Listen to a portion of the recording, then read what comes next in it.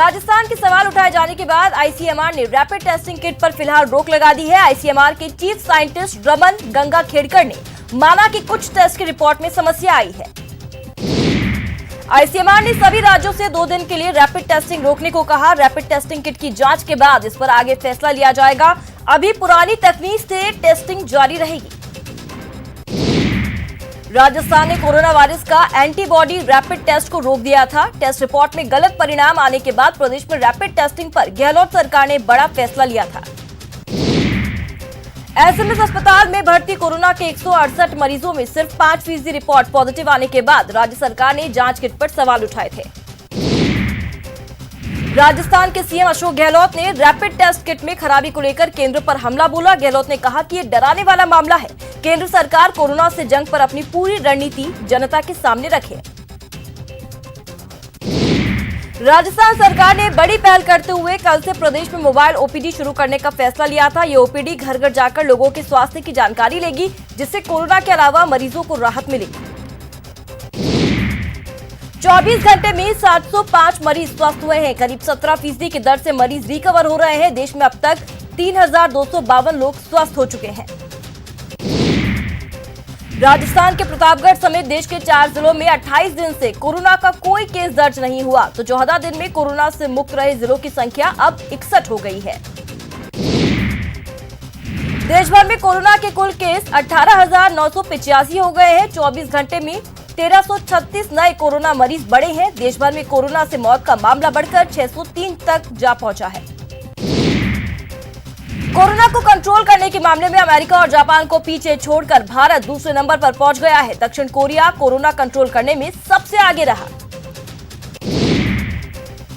भारत में कोरोना प्रसार की दर 4.4% है, जबकि अमेरिका में 19% और जापान में 9% की रफ्तार से कोरोना केस की संख्या बढ़ रही है।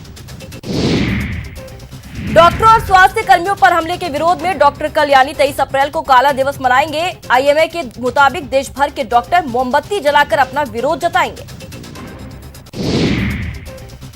पश्चिम बंगाल में तनातनी के बीच केंद्रीय टीम को राज्य के स्वास्थ्य हालात का जायजा लेने की इजाजत दे दी गई है। पहले केंद्रीय टीम को लेकर सीएम ममता बनर्जी ने केंद्र सरकार पर हमला बोला था।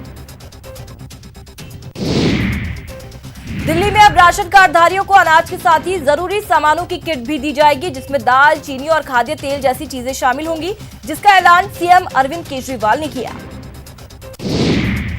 कोरोना के डर के बीच दिल्ली से एक अच्छी खबर आई है। दिल्ली में प्लाज्मा थेरेपी से कोरोना मरीज का इलाज हो रहा है। अस्पताल का दावा है कि मरीज तेजी से ठीक हो रहे हैं।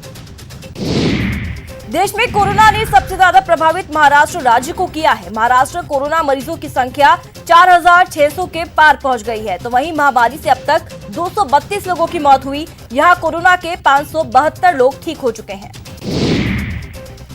गुजरात में कोरोना मरीजों की संख्या 2000 के पार पहुंच गई है। अब तक 77 लोगों की मौत हो चुकी है। पिछले 3-4 दिन में गुजरात में कोरोना के मरीज तेजी से बढ़े हैं।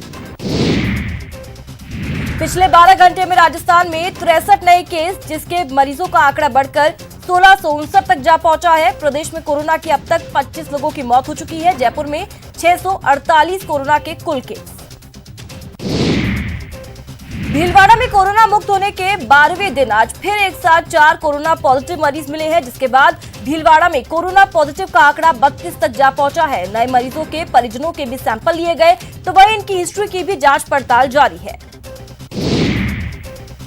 चिकित्सा एवं स्वास्थ्य राज्य मंत्री डॉक्टर सुभाष गर्ग ने भरतपुर के मेडिकल कॉलेज में कोरोना संक्रमण की जांच के लिए तैयार की गई लैब का निरीक्षण किया और मेडिकल कॉलेज के अधिकारियों को आवश्यक दिशा निर्देश दिए। लॉकडाउन को 1 महीना पूरा हो गया है। मंत्री प्रताप सिंह खाचरियावास ने लॉकडाउन को पूरी तरह सफल बताया। साथ ही उन्होंने 3 मई तक लॉकडाउन का पालन करने का आह्वान किया। धौलपुर कोतवाली पुलिस ने लॉकडाउन का उल्लंघन करने वालों पर सख्त कार्रवाई की। मंगलवार को पुलिस ने बिना मास्क लगाए घूम रहे 21 लोगों को गिरफ्तार कर लिया और 14 मोटरसाइकिल जब्त की। जोधपुर में लॉकडाउन का पालन करा रहे कांस्टेबल पर कुछ असामाजिक तत्वों ने पत्थर से हमला कर दिया। उसके बाद मौके पर पहुंची पुलिस ने हमलावरों को गिरफ्तार कर लिया और उनकी जमकर धुनाई की। टोंक के स्वागत अस्पताल के चिकित्सा कर्मी कोरोना वॉरियर्स में से हैं जो पिछले 1 महीने से सेवा में डटे हैं। घर तक नहीं गए, लेकिन इनका जज्बा जस का तस है। इस बीच इनका गाया एक गाना सोशल मीडिया पर वायरल हो रहा है, जीना यहाँ मरना यहाँ। जैसलमेर के विश्व प्रसिद्ध लोक कलाकार अनवर खान बढ़िया के कोरोना को हराने के लिए और लॉकडाउन की पालना के लिए गीत अपने घर से ही भेजा है।